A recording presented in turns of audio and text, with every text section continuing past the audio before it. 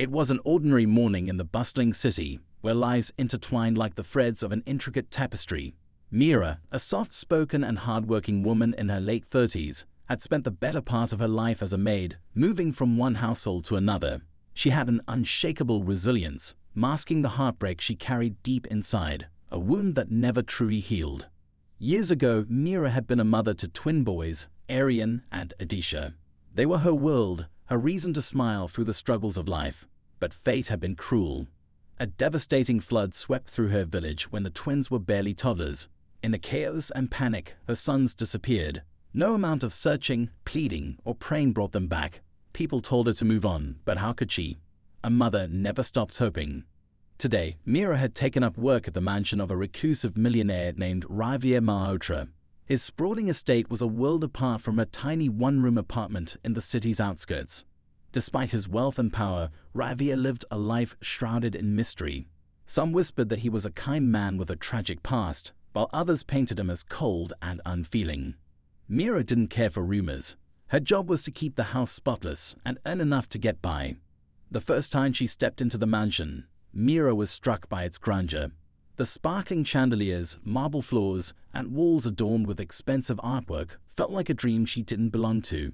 But what truly caught her attention were the photos on the mantel in the living room. They showed two young men, perhaps in their 20s, with warm smiles and strikingly familiar eyes. Something in those faces tugged at her heart, awakening a long-buried ache.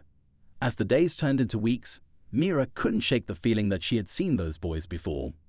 Their laughter echoed through the mansion as they occasionally dropped by to visit Javier. They were kind to her, always greeting her with a smile and asking how she was doing. She found herself drawn to their conversations, listening intently as they spoke about their childhood, their dreams, and their bond as brothers. One day, as she dusted the shelves, Mira noticed an old photograph tucked behind a stack of books. Her hands trembled as she picked it up. It was a picture of two toddlers playing in a garden. Her heart raced as she stared at their innocent faces. Could it be? The image was eerily similar to one she had lost years ago, the only photo she had of Arian and Adisha. Mira's mind raced with questions. Was it possible? Could these young men be her lost sons? She didn't want to get her hopes up, but the resemblance was undeniable. Her instincts as a mother screamed that there was more to this than coincidence. That evening, as she served tea to Javier, she mustered the courage to ask about the photograph. He seemed taken aback but not angry. "Those boys," he began, his voice heavy with emotion. "I found them during the floods years ago. They were alone, scared, and had no one to turn to. I adopted them and raised them as my own." Mira felt the room spin. The twins she had mourned for so many years were alive, living under the same roof as her. But how could she reveal the truth? Would they even believe her? And what would Javier say if he knew? Her mind swirled with emotions. Joy, fear, and a desperate yearning to hold her sons again. But she knew this was just the beginning. If she was going to uncover the truth, she needed to tread carefully. One wrong move could shatter the fragile bond she was beginning to form with the boys and their adoptive father. Little did she know, Javier was hiding secrets of his own, secrets that would shake the foundation of everything she believed. Mira couldn't sleep that night. The image of the photograph and Javier's words played a loop in her mind. Were these truly her sons? She wrestled with a flood of emotions, joy at the possibility they were alive, but also fear of being wrong. What if this was all just a coincidence? What if she was setting herself up for heartbreak? She lay in her small bed, staring at the ceiling, clutching the edge of the blanket tightly. Deep down, her motherly instincts whispered the same thing over and over. "They are your boys." The next morning, she went about her duties with a newfound determination. Her mind raced as she cleaned the pristine floors and polished the furniture. She needed to learn more about Javier's story, about how he found the twins and the life they had lived since. But she also knew she couldn't risk arousing suspicion. If Javier or the boys started questioning her intentions, it might ruin everything. As the days passed, she found subtle ways to ask questions without revealing too much. She asked the cook about Javier, who was more than happy to share details. "He's a good man," the cook said as she chopped vegetables. "He doesn't talk much about the past, but he's done a lot for those boys. Saved them, really. Took them in when they had no one. Raised them like a father would." Mira nodded, her heart heavy with mixed emotions. She wanted to feel gratitude toward Javier for saving her sons, but the ache of all the years she'd lost with them overshadowed everything else. She remembered the sleepless nights she'd spent wondering if Arian and Aditya were alive, crying silently so no one would hear her pain. Now, they were right here, so close she could hear their laughter echoing through the halls, but they didn't know who she was. One evening, as she dusted the bookshelves in the study, Ravia walked in. He had a faraway look in his eyes, as if his mind was weighed down by something. Mira hesitated for a moment before speaking. "Sir, may I ask you something?" she said softly, her voice trembling slightly. Ravia looked at her, surprised by her question, but nodded. "Go ahead." "The boys, they seem so happy. You've given them a wonderful life," she began cautiously. "Do they ever talk about their past, about where they came from?" Ravia's expression darkened. He sat down in the leather chair by the desk and sighed deeply. "Not much," he admitted. "When I found them, they were so young, barely able to speak properly. They didn't remember much about their parents or where they came from. I always thought it was for the best. Why make them relive the pain of losing everything?" Mira felt a lump in her throat. She wanted to scream that she was their mother, that they hadn't lost everything because she had never stopped searching for them. But she forced herself to stay calm. This wasn't the right time. "They're lucky to have you," she said instead, her voice steady despite the storm raging inside her. Ravia gave a small, sad smile. "I'm the lucky one," he replied. "They brought me into my life when I thought I had none left." Mira left the room with a heavy heart. She had learned something important. Ravia had no idea about her connection to the twins. He had taken them in out of kindness, not knowing they had a mother who was still alive and desperately searching for them. But now she faced an even bigger question. How could she tell the boys the truth? Would they even believe her after all these years? The next time Arian and Aditya came to visit the mansion, Mira watched them from a distance. They were laughing and teasing each other as they always did, their bond evident in every interaction. She noticed the little things. Arian's habit of ruffling Aditya's hair, the way Aditya mimicked his brother's gestures. It reminded her of when they were toddlers, playing together in the courtyard of their old home. She had thought she'd forgotten those moments, but now they came flooding back with painful clarity. As she served them tea, Aditya noticed her staring. "Everything okay, Mira auntie?" he asked with a warm smile.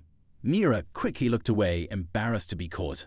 "Yes, Beta," she said, forcing a smile, just lost in thought. Arian chuckled. "You've been working too hard. Take a break once in a while." Their kindness only made her emotions harder to control. She excused herself quickly, retreating to the kitchen where she could compose herself. Tears threatened to spill, but she held them back. She couldn't afford to break down. Not yet. Later that evening, as she walked home, Mira decided she needed proof. If she was going to reveal the truth, she needed something undeniable, something that would connect her to Arian and Aditya beyond any doubt. She remembered the anklets she had given them when they were born. Tiny silver anklets with their initials engraved on the inside. She had made them herself, pouring all her love into every detail. But where were they now? Had they been lost during the flood, or had Ravia kept them without knowing their significance? The thought gnawed at her as she lay awake that night, staring at the moonlight streaming through her window. The next day, as she cleaned the boys' old rooms, Mira searched for any clue that might link them to their past. She looked through drawers, photo albums, and even under the mattresses, but found nothing. Just as she was about to give up, something caught her eye. A small box tucked away at the back of her closet. She hesitated, her heart pounding as she reached for it. Inside were a few trinkets, old toys, a baby blanket, and 2 tiny silver anklets. Mira's breath caught in her throat. Her hands trembled as she picked them up, turning them over to see the initials engraved on the inside. A Arian and Aditya. She felt a sob rise in her chest, but she bit her lip to keep it from escaping. These were her boys. There was no doubt now, but the discovery only deepened her dilemma. How would she explain this to Ravia, to Arian and Aditya? What if they rejected her, refusing to believe she was their mother?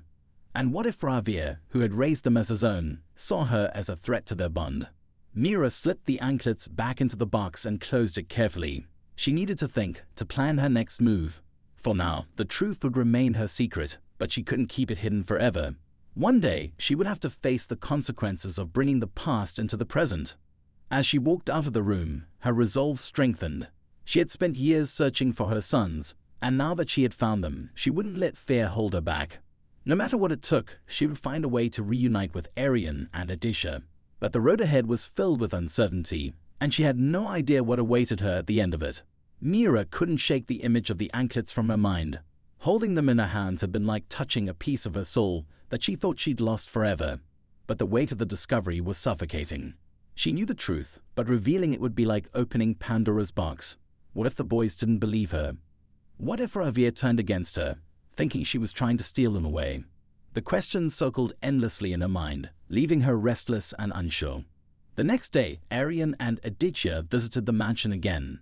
Mira watched them from the corner of the living room as they laughed with Ravia, sharing stories about their work and travels. They looked so happy, so at ease in the life they had built together.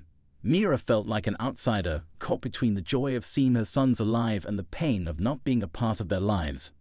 As she served them tea, she noticed something she hadn't seen before. Aditya had a faint scar on his left wrist. Her heart skipped a beat as a memory flashed in her mind. Aditya, barely 2 years old, crying after falling and scraping his wrist on a sharp stone. She had held him close, kissing the wound and promising him it would heal soon. She remembered the moment so vividly, it felt as if it had happened yesterday. "Mira, auntie, are you okay?" Arian's voice broke through her thoughts.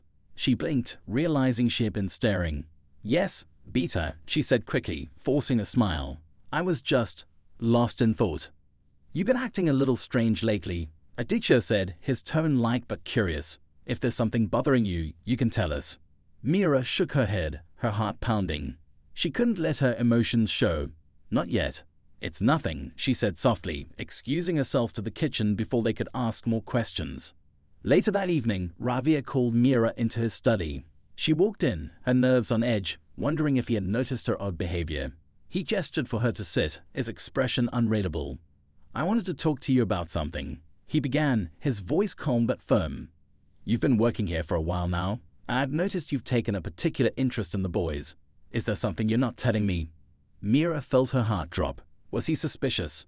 Did he already know? She struggled to find the right words, her hands clenched tightly in her lap. "They remind me of someone," she said finally, her voice barely above a whisper. "Someone I lost a long time ago." Ravia's gaze softened, but he didn't press her further. "I see," he said after a moment. "You've been through a lot, haven't you?" Mira nodded, relieved that he didn't push for more details. But his words stayed with her long after she left the study. She had to be more careful. The truth was a fragile thing, and if she wasn't careful, it could shatter everything. Meanwhile, Arian and Aditya began to notice Mira's behavior too.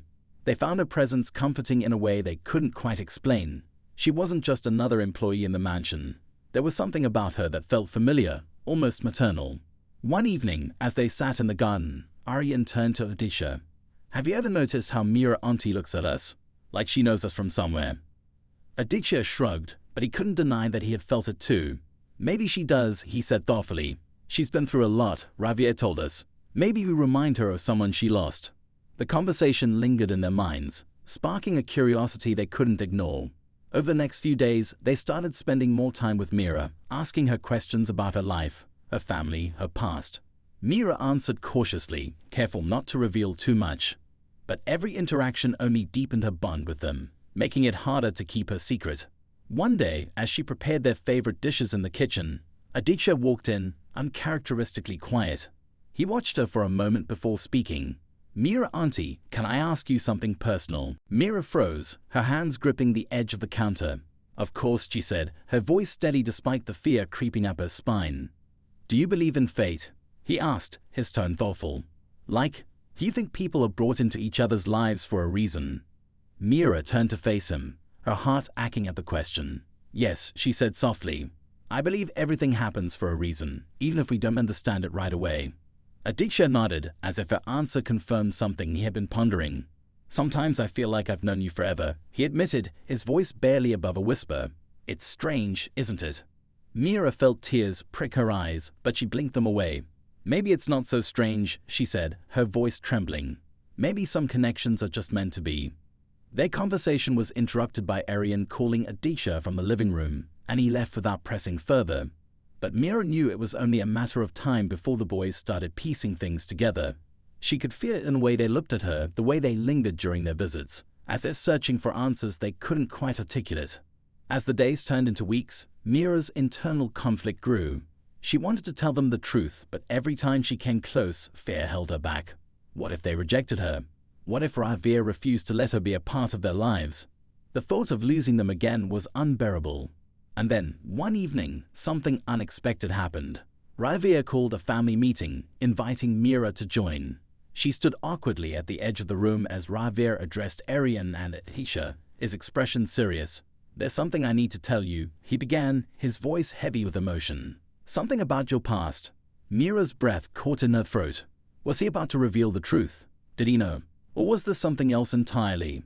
The tension in the room was palpable, and Mira felt like the ground beneath her feet was about to give way. As Ravia began to speak, the words that followed left her reeling, her world spinning out of control. She wasn't the only one keeping secrets.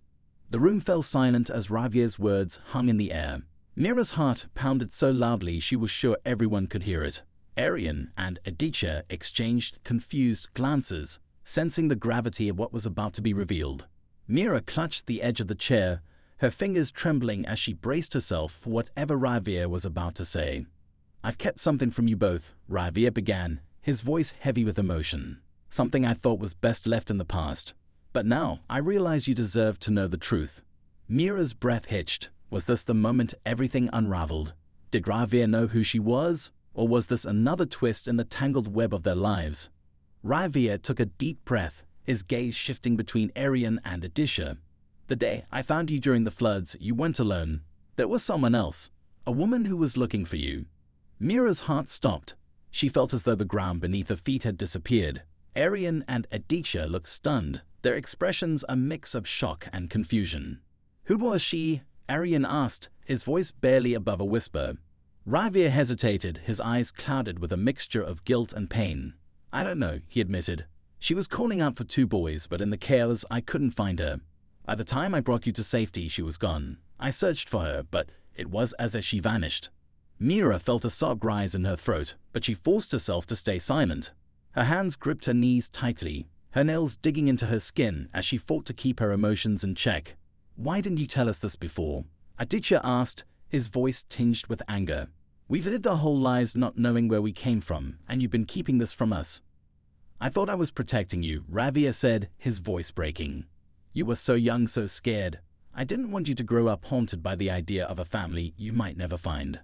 Arian stood, pacing the room as if trying to process the revelation. "So what now? Are we supposed to just move on? Pretend this doesn't change everything?" "No," Ravia said firmly. "I don't expect that. But I want you to know that no matter what happens, you are my sons. That hasn't changed, and it never will." Mira couldn't hold back any longer. She stood abruptly, her heart racing as she faced the 3 of them. "I know who she was," she said, her voice trembling.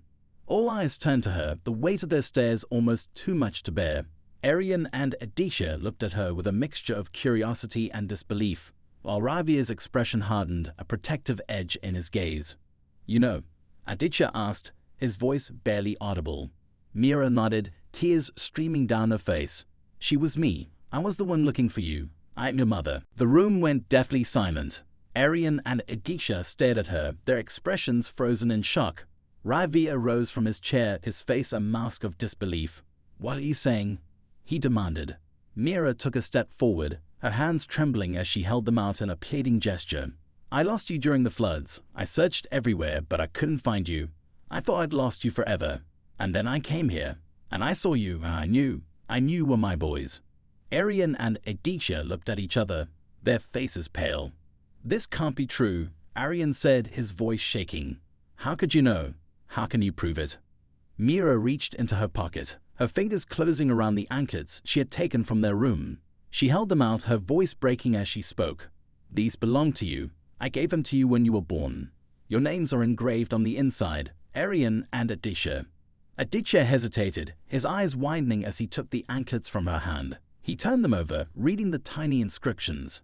His lips parted in a silent gasp, and he looked at his brother, tears welling in his eyes. "It's true," he whispered. "These are ours." Arian took one of the anklets, staring at it as if it held the answer to all the questions swelling in his mind.